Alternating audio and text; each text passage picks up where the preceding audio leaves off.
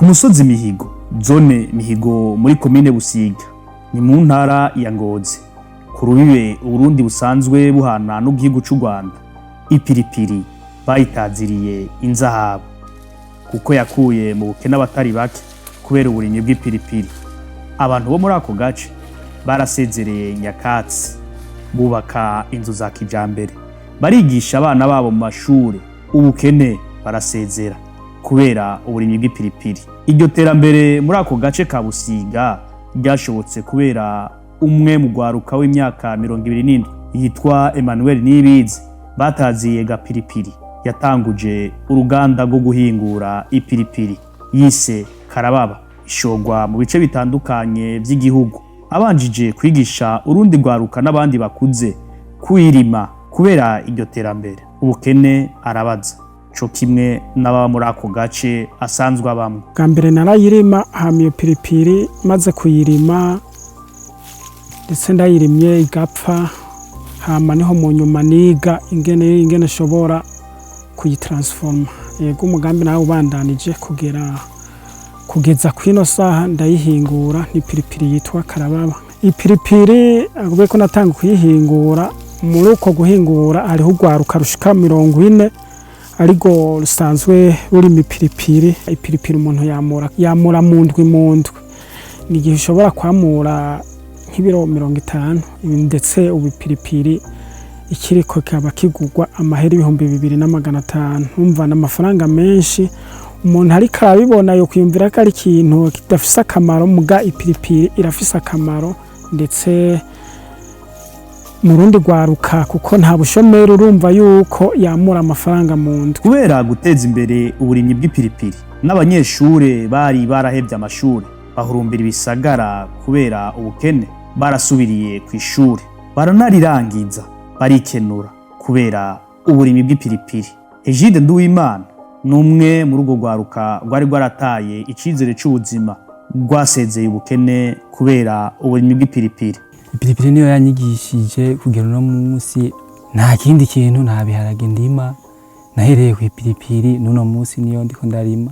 Narimviriye ati ikintu nogira gishobora kuba atari benshi bagikora cyompa amafaranga nikihe. Niho naciye mfata initiative yo kuba nora imipilipili, ntera ibiti 4 5. Iyambere narimye mvuga ati n'umurimo ufadika menga nayikuyemo 76,000. Iya gatatu candayirima iyo ahantu bita ku Muremera, cadukuramo 140.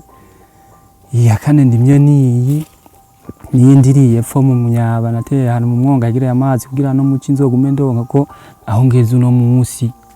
Yarabigize mu ruhara rwose, yaramfashije mwe biboneka. Nakubwiye neza ko jewe ata bintu by'ibindi ndima by'ibiharagije ndi mipilipili gusa imbere n'inyuma.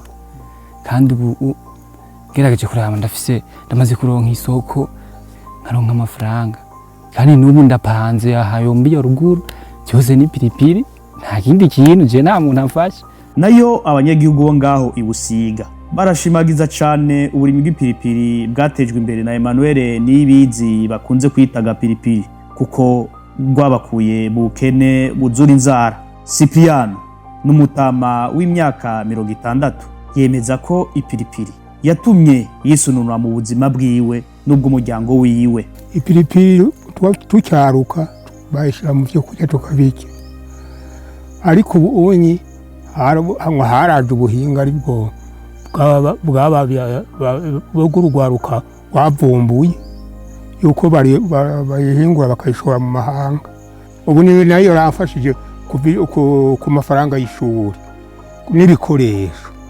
Ndabona ko pilipili rwose ifise akamaro, rafitiye akamaro imbere hakuru imbere jewe, kuko nta kuntu nari gusomesha abana bangahe 3 mu mwaka, nko mu mwaka umwe bagiye rimwe, sinari kubishobora.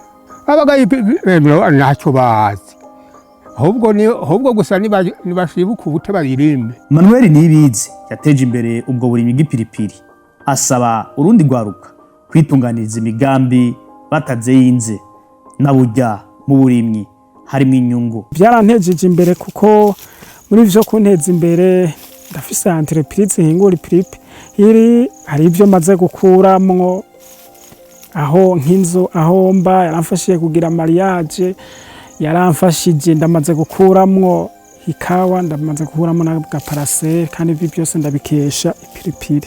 Ico notera urundi rwaruka ni rukura amaboko mu mpuzu, wige kwihangira imirimo, kuko kera umuntu ahejeje amashuri ahita aronka akazi, mugura abona yuko ubu umuntu adashobora guhita aronka akazi, bisaba yuko yiyungunganya mu bundi buzima.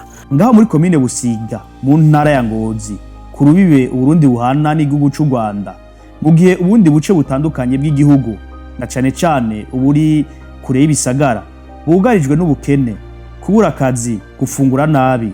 Ngaho muri iyo komine hoho basaba ko umupaka uhuza Uburundi n'u Rwanda wosubira kuba nyabagenda, kuko muri kazoza ka hafi bafise umugambi wo kushiraho ihinguriro bihingura itoni ku ndwi y'ipilipili, gutyo baheze bayishore mu bihugu bitandukanye by'akarere ka Afrika y'ubuseruko biciye muri ico gihugu c'u Rwanda.